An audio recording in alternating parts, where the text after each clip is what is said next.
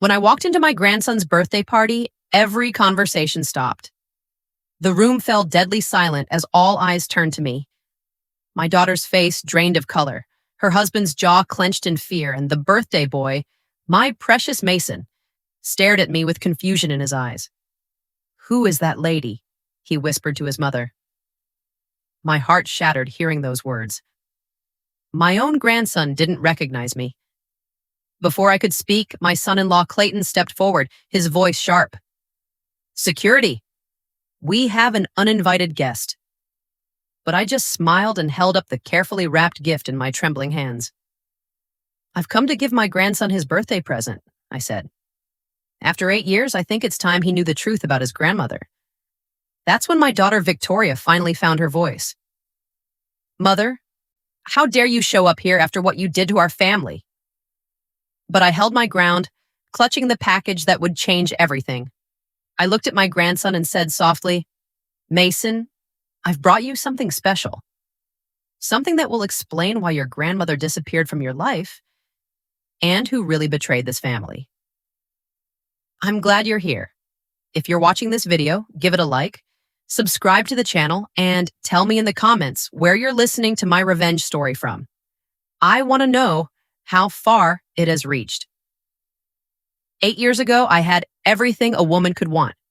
A successful career as a marine biologist, a beautiful home overlooking the Pacific, and a family legacy, Barrett Shipping Company, that had sustained our family for generations. Though I'd chosen science over shipping, I remained on the board and watched proudly as my daughter Victoria took the helm alongside her husband Clayton. April 15th, 2017 was supposed to be an ordinary board meeting. I remember the morning clearly, sipping coffee on my deck, watching dolphins breach the surface of the ocean. The call from my daughter came just after 9 a.m., her voice tight with controlled anger. "Mother, we need to talk. Come to the office immediately." When I arrived at Barrett Tower, the security guards who had greeted me warmly for decades now avoided my eyes. The elevator ride to the executive floor felt longer than usual.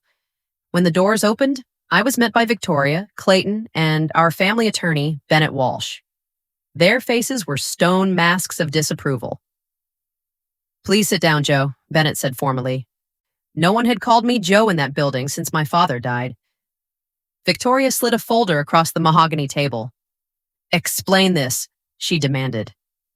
Inside were bank statements, transfers, and offshore account details, all allegedly in my name. According to these documents, I had systematically siphoned nearly $4 million from the company over the past 3 years. The evidence looked irrefutable. "This is ridiculous." "Yeah, I said, my voice steady despite my racing heart. "I haven't touched company funds. This isn't my doing." Clayton leaned forward, his handsome face twisted with disgust. "We have your signatures, your account numbers. Stop lying, Josephine." Victoria couldn't even look at me. "How could you, after everything this family built, after I trusted you?" "Vicky," I said, reaching for her hand. She pulled away as if burned. "Don't call me that, not anymore." Her voice cracked slightly. "You chose your research over this company years ago. I thought that was your only betrayal, but this? Stealing from your own family?" "I would never—" Clayton interrupted. "Save it for court. We have all the proof we need." Bennett, who had known me for 30 years, just shook his head. "Josephine, I've prepared a settlement agreement. Sign it and the family will handle this internally. No police, no public scandal, but you'll relinquish all ties to Barrett Shipping and agree to no contact with the family." I sat there, stunned at how quickly my world was collapsing. "You can't seriously believe I would do this." Victoria finally met my eyes, hers filled with tears.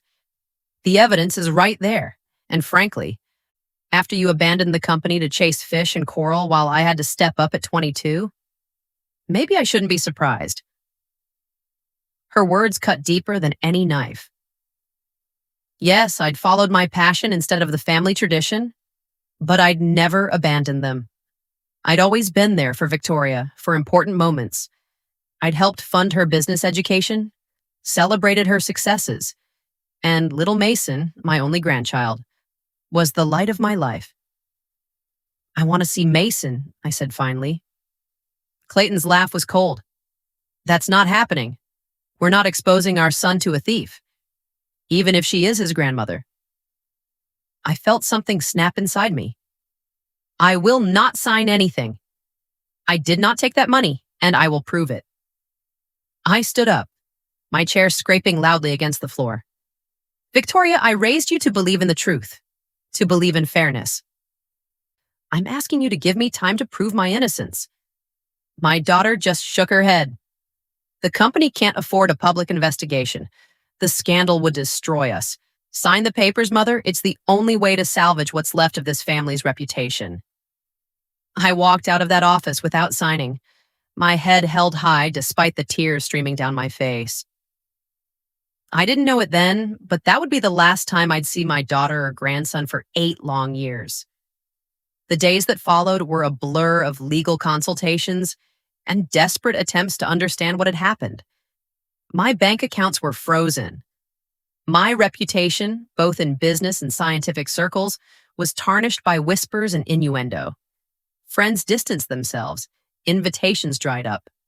Only 2 people stood by me unconditionally. My best friend and research colleague, Autumn Reed, who offered me a place to stay when I could no longer afford my beautiful home. And Sullivan Barrett, my late husband's brother, and the company's former chief accountant who had retired just before the scandal broke. "This doesn't add up, Joe," Sullivan said one night as we sat on Autumn's porch. "The transactions, the timing. Something's off." Sullivan was 70 then, still sharp as a tack despite his retirement. He'd spent 40 years tracking every penny that moved through Barrett Shipping. If anyone could help me unravel this mystery, it would be him.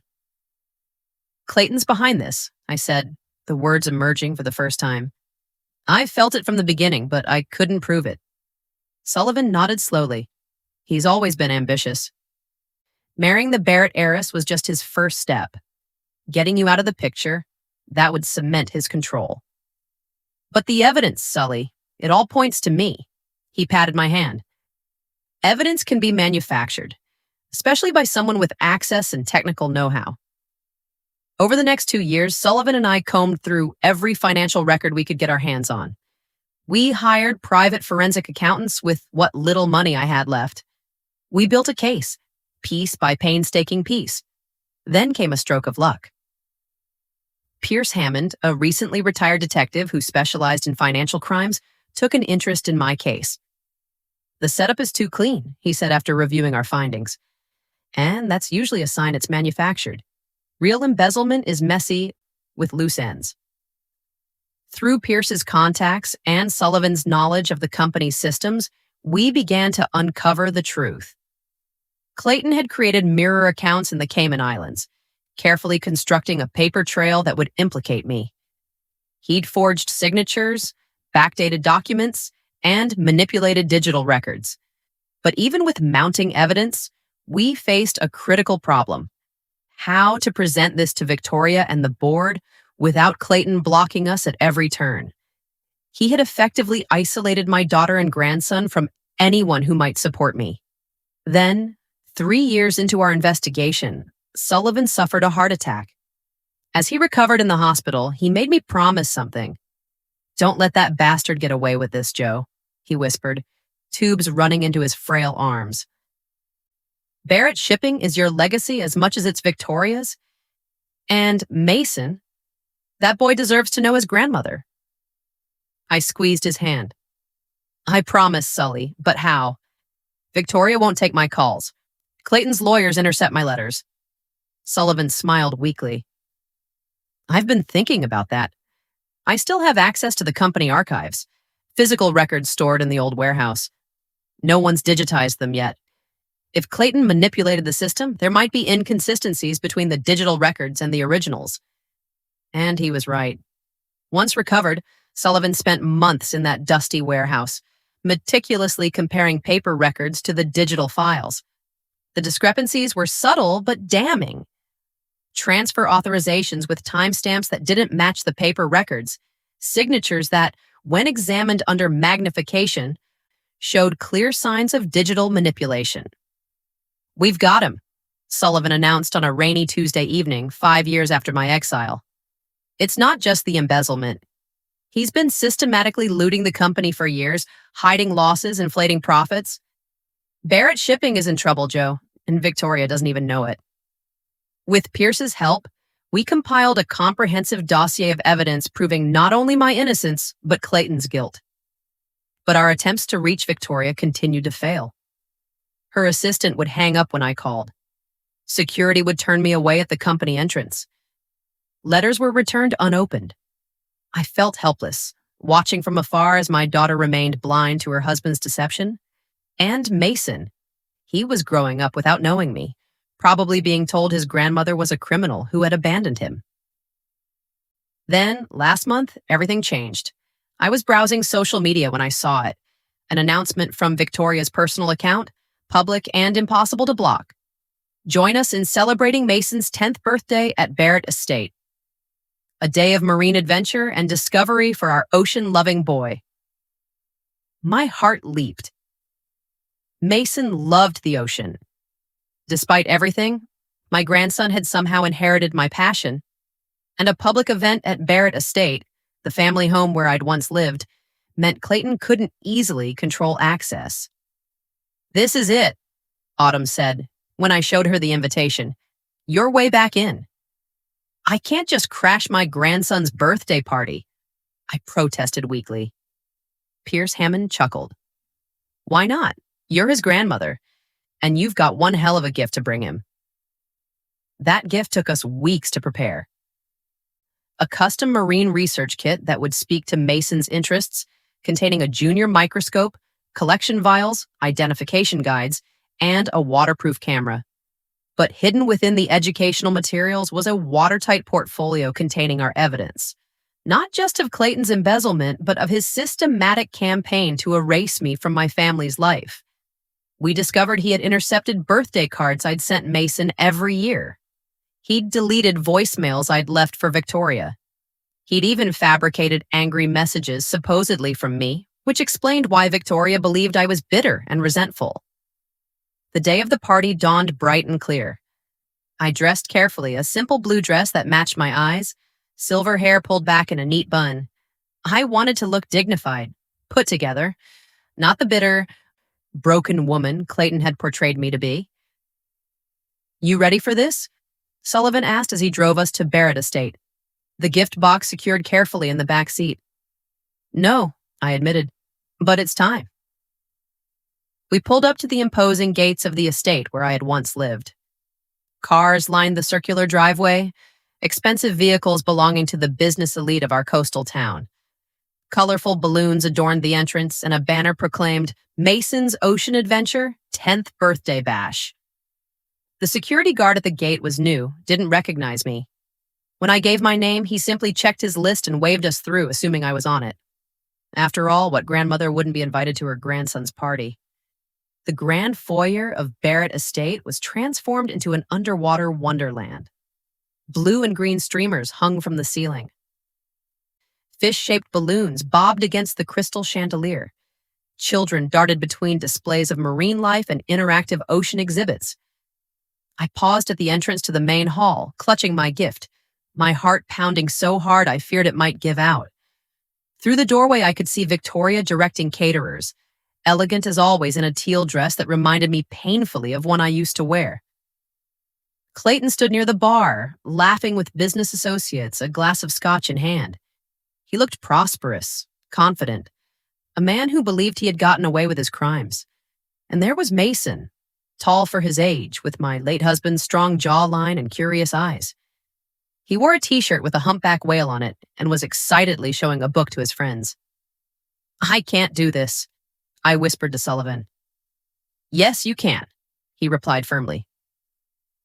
"You've waited 8 years, Joe. It's time he knew his grandmother."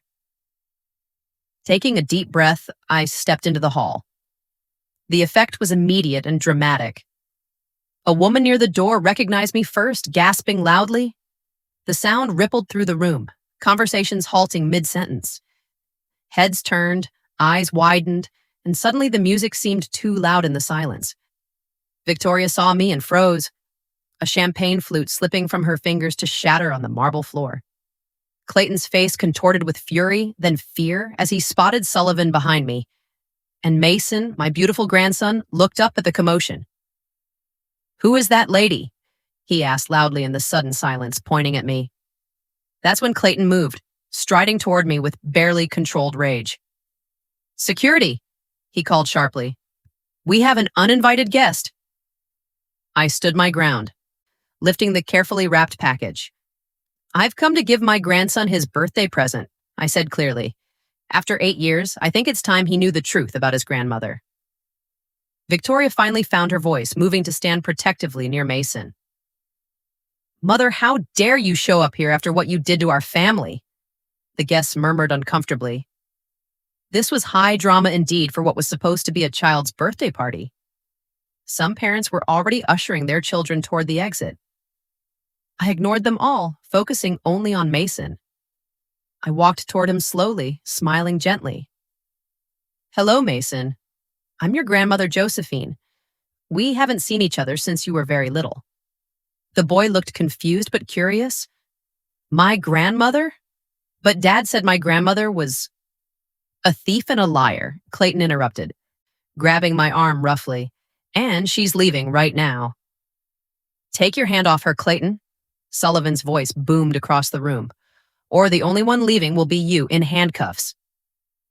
An older woman I recognized as Lorelei, Clayton's sister, stepped forward. "Clay, what's going on? Why is Josephine here?" Clayton's grip on my arm tightened painfully. "Stay out of this, Lori. This woman is trespassing." "Actually," came a new voice from the entrance. "She's not." All heads turned to see Bennett Walsh, the family attorney, walking in with a solemn expression. As a Barrett by marriage and Mason's legal grandmother, she has every right to be here. And I think we should all hear what she has to say. Clayton's face paled. "Bennett, this isn't the time or place." "It's exactly the time and place, Ra," I interrupted, gently but firmly removing his hand from my arm. "Mason, I brought you a special gift. Would you like to open it?" Mason looked to his mother, who stood frozen, uncertain. Victoria had always been intuitive. She could sense something significant was happening, even if she didn't understand what. "Vicky," I said softly, using the childhood nickname she'd once loved. "Please, let him open it." Perhaps it was the use of her old name, or some lingering doubt she'd harbored all these years, but Victoria gave a small nod. "Go ahead, Mason." Clayton moved to intercept, but Sullivan stepped between us. "Don't," Sullivan warned quietly. "It's over, Clayton." With childlike eagerness that cut through the tension, Mason accepted the large package. He tore into the wrapping paper, revealing a professional-grade marine research kit emblazoned with the logo of the renowned Pacific Marine Research Institute, my former employer. "Wow!" he exclaimed, momentarily forgetting the drama around him. "A real research kit. Look, Mom, it's got everything. Microscope, specimen containers, field guides." Victoria managed a tight smile. "That's very nice." Mason continued exploring the kit, pulling out compartments and examining each item with growing excitement. "This is the same brand the real scientists use. How did you know I want to be a marine biologist?" The question hung in the air, loaded with unspoken history. How would I know anything about my grandson after 8 years of forced separation? "Because I am one," I replied simply. "And it seems that love for the ocean runs in our family." Mason's eyes widened. "You're a marine biologist? Like a real one?" I nodded. "For 40 years. I've studied coral reefs from Australia to Belize. I've tracked whale migrations and discovered 3 previously unknown species of deep-sea creatures." "That's so cool," Mason exclaimed, then frowned slightly. "Why didn't I know that? Why haven't I met you before?" Clayton stepped forward. "That's enough." "Because your father lied to everyone," Sullivan interrupted coldly. "Mason, check the bottom compartment of your kit. There's one more important part of your gift. Mason found the hidden latch and opened the waterproof case. Inside was a USB drive, a folder of documents, and a stack of unopened birthday cards, 8 of them, one for each year I'd been erased from his life. "What are these?" he asked, picking up the colorful envelopes. "Birthday cards," I said, my voice breaking slightly.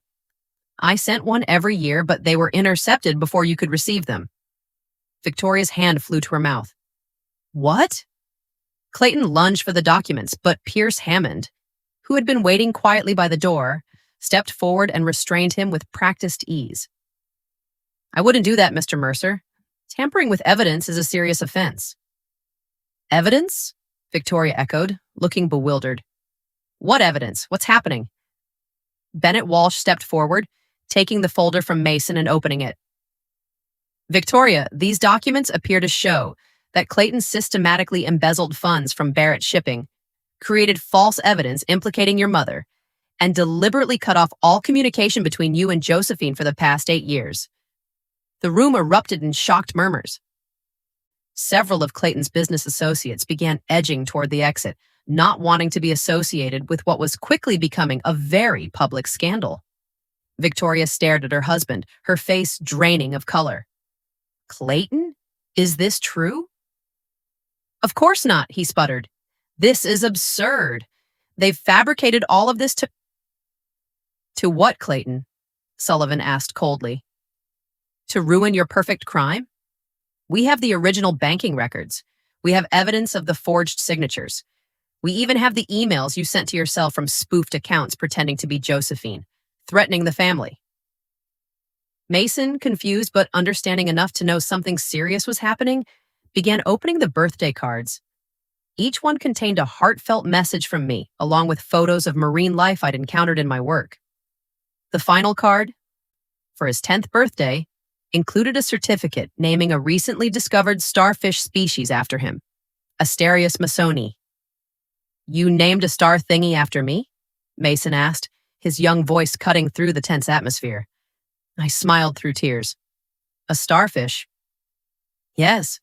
I discovered it last year off the coast of New Zealand.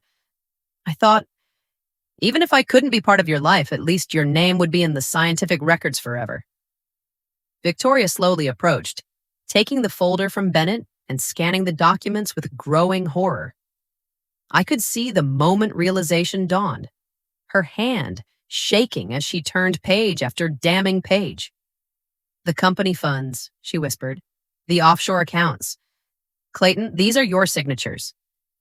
She looked up, devastation in her eyes. "You framed my mother? You stole from our company?" Clayton's demeanor changed instantly, his charm giving way to cold calculation. "Victoria, be reasonable. The company was floundering when I came on board. Your mother's research initiatives had drained capital for years. Someone had to take decisive action." "By stealing?" Victoria's voice rose. "By turning me against my own mother?" "I did what was necessary," Clayton snapped, his mask finally slipping. "Barrett Shipping needed modernization, expansion. Your mother was holding us back with her environmental concerns and outdated ethics." The admission hung in the air, damning in its clarity. Lorelei, Clayton's sister, stepped away from him, disgust evident on her face. "You always said Josephine abandoned the family, that she chose her research over Victoria. You lied to all of us." "Mrs. Gaiden Mercer," Pierce Hammond said formally. "As a former detective with Financial Crimes Division, I have to inform you that there's enough evidence here to pursue criminal charges against your husband. Embezzlement, fraud, forgery, identity theft, mail tampering." Victoria stood still, processing everything. Then she turned to me, her eyes swimming with tears. "Mother, I don't know what to say. I believed him. All these years." I closed the distance between us, taking her hands in mine. "You were protecting your son, your company. He manipulated all of us." Mason tugged at Victoria's dress. "Mom, is this really my grandmother? The one you said didn't want to see us anymore?" Victoria knelt before her son, struggling to find words. Mason, honey, I was wrong. Very wrong. This is your grandmother, and she has always loved you. Clayton, seeing his carefully constructed world crumbling, made a desperate move. He shoved Sullivan aside and grabbed a startled Mason by the arm. We're leaving, now. This is all lies. Let go of him, Victoria cried, lunging forward. What happened next occurred so quickly it seemed like a blur. Clayton pulling Mason toward the door. Victoria and I both moving to intercept. The boy, frightened by the adult's behavior, twisting free and stumbling backward. Clayton's hand rising whether to grab Mason again or strike out in frustration. I couldn't tell. But before he could make contact, a strong hand clamped down on his wrist. Bennett Walsh, the family attorney who had once presented me with separation papers, now stood protectively between Clayton and the rest of us. That's enough, Bennett said, his voice deadly quiet. Security, please escort Mr. Mercer to my office and ensure he remains there until the authorities arrive. 2 security guards, the same ones who had once prevented me from entering Barrett Tower, now flanked Clayton, their expressions grim. You can't do this, Clayton snarled, looking wildly around the room for support and finding none. Victoria, tell them. My daughter straightened her spine, looking more like the Barrett she was than I'd ever seen her. Take him away from my son, she said coldly, and call the police.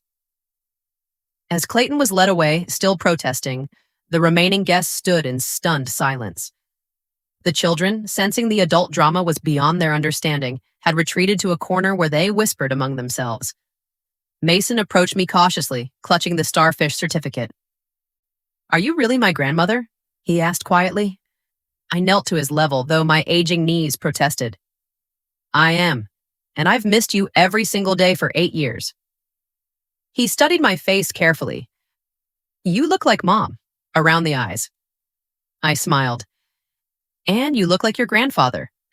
He would have been so proud of you. Victoria joined us, her composure barely holding. Mother, I don't know how to begin to apologize. Don't, I interrupted gently. You were lied to. We all were. Sullivan cleared his throat. If I might suggest, perhaps the birthday party could continue for the children while we adults sort out the legal matters? Victoria nodded gratefully. Yes, of course. She turned to the nervous parents who remained. Please stay. Let the children enjoy the day.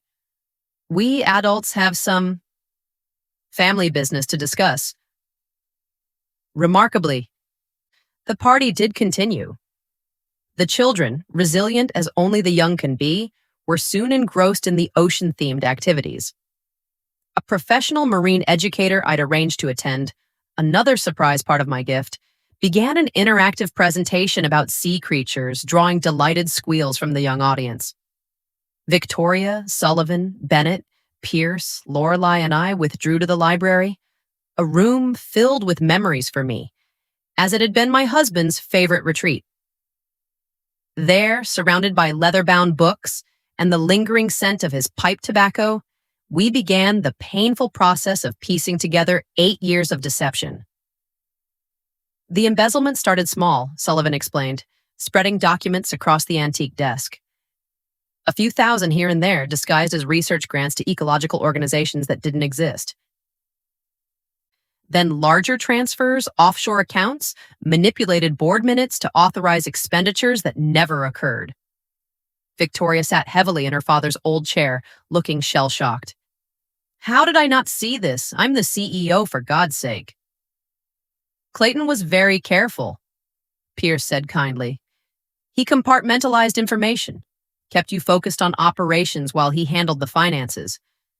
Classic con man technique. Make the mark feel in control while actually directing everything from behind the scenes. And the letters? Victoria asked, turning to me. The angry voicemails? The threats? I shook my head. I never sent them. Every communication I attempted was loving, pleading for a chance to explain. Clayton intercepted everything. Bennett looked deeply uncomfortable. I'm afraid I bear some responsibility here. I never questioned the evidence Clayton presented. I should have conducted an independent investigation. We all failed, Sullivan said heavily. We believed what was convenient, what seemed obvious. Only Joe refused to accept the lie. Victoria's eyes filled with tears. 8 years, she whispered. Mason's entire childhood. I can never give that back to you, Mother. I moved to her side, resting my hand on her shoulder. We have now. We have tomorrow.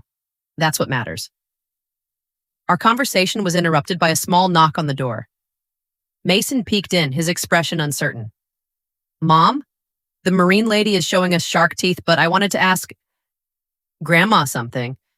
My heart swelled at being called Grandma so naturally. What is it, Mason? He held up the starfish certificate. Is this for real?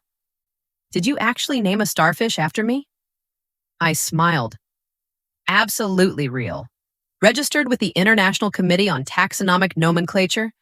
There's only one Asterias masoni in the entire world. His face lit up. That is so cool. Then, more hesitantly, could you maybe show me sometime? The actual starfish? I would love nothing more, I said, my voice thick with emotion. It lives in a protected marine sanctuary. We could go there together. He beamed. Like a real scientific expedition. Exactly like that. Victoria watched our interaction, fresh tears streaming down her face. Mason, honey, why don't you invite your grandmother to join the party? I think everyone would love to hear about her discoveries. And just like that, I was welcomed back into the celebration.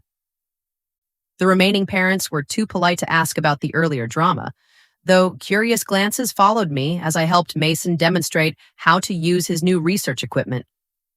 As the afternoon progressed, I found myself seated beside Victoria on the garden terrace, watching Mason and his friends examining seashells under a microscope. Yo, the company, Victoria said quietly. Clayton's embezzlement. It's worse than just the money he stole from us, isn't it? I nodded slowly. Barrett Shipping is in trouble, Vicky. Significant trouble. Clayton has been cooking the books for years, showing profits where there were losses. There will be fallout when this becomes public. She squared her shoulders. Then we'll face it together, rebuild if we have to. The Barrett way. I felt a surge of pride. My daughter had grown into a formidable woman. Despite everything. The Barrett way, I agreed. As the party wound down and guests began to leave, Mason approached with a determined expression. Mom, can Grandma stay? Please? She hasn't seen my room or my fish tank or anything. Victoria looked at me, a silent question in her eyes. I nodded. There was nowhere else I'd rather be. Of course she can stay, Victoria said, for as long as she wants. That evening, after Mason had proudly shown me every treasure in his ocean-themed bedroom and finally succumbed to exhaustion, Victoria and I sat in the kitchen of Barrett Estate, my old kitchen, sharing a bottle of wine and 8 years of lost stories. He's been fascinated by marine biology since he was 5, Victoria told me. I never understood where it came from. Clayton hates the water, and I was always more interested in ships than what lived beneath them. I smiled. Some things are in the blood. Your grandfather was the same way. He built ships, but his passion was sailing them, being on the water. We talked until dawn, about Mason, about the company, about the years we'd lost. And though the road ahead would be difficult, legal proceedings against Clayton, restructuring the struggling company, rebuilding trust, for the first time in 8 years, I felt hope. 3 months have passed since Mason's birthday party. Clayton awaits trial on multiple felony charges, having been denied bail due to flight risk. The financial press had a field day with the story, of course, but Barrett Shipping survives. Leaner but honest under Victoria's determined leadership. As for me, I've moved back to the coastal town I love, into a modest home with a perfect view of the Pacific. Sullivan visits often, still helping us untangle Clayton's financial web. Pierce Hammond stops by with updates on the case against my former son-in-law. But the most precious visits are from Victoria and Mason. My daughter comes for business advice, slowly rebuilding the trust that was shattered. And Mason, he comes for ocean adventures. eager to learn everything about marine biology from his grandmother. Last weekend, we took my research vessel, a retirement gift I'd almost sold during my darkest days, to the protected cove where Asterias masoni makes its home. Mason's face when he spotted his namesake starfish in its natural habitat, that moment alone was worth every painful day of the past 8 years. "Grandma," he asked as we watched the sunset from the boat's deck, "why didn't you just give up? When everyone thought you were guilty, when mom wouldn't talk to you, why did you keep fighting?" I put my arm around his shoulders. This remarkable boy, who is so much like me in ways he's only beginning to discover. Because the truth matters, Mason. And because love, real love, doesn't know how to give up. Not on family. Not ever. The story you have just heard has had names and places changed to protect the identity of the people involved. We don't tell it to judge, but in the hope that someone will listen and stop to reflect. How many families are suffering in silence, torn apart by lies and deception? I truly wonder, if you were in my place, what would you do? Would you have given up when all evidence seems stacked against you? Or would you have fought for 8 years to reclaim your family and your good name? I want to know your opinion because every story can become a candle that lights the way for others. God always blesses, and I am convinced that truth and persistence will lead us to better days. Right now on the end screen, I will leave 2 of the most beloved stories from the channel. I'm certain they will surprise you. Thank you for staying with me until this moment.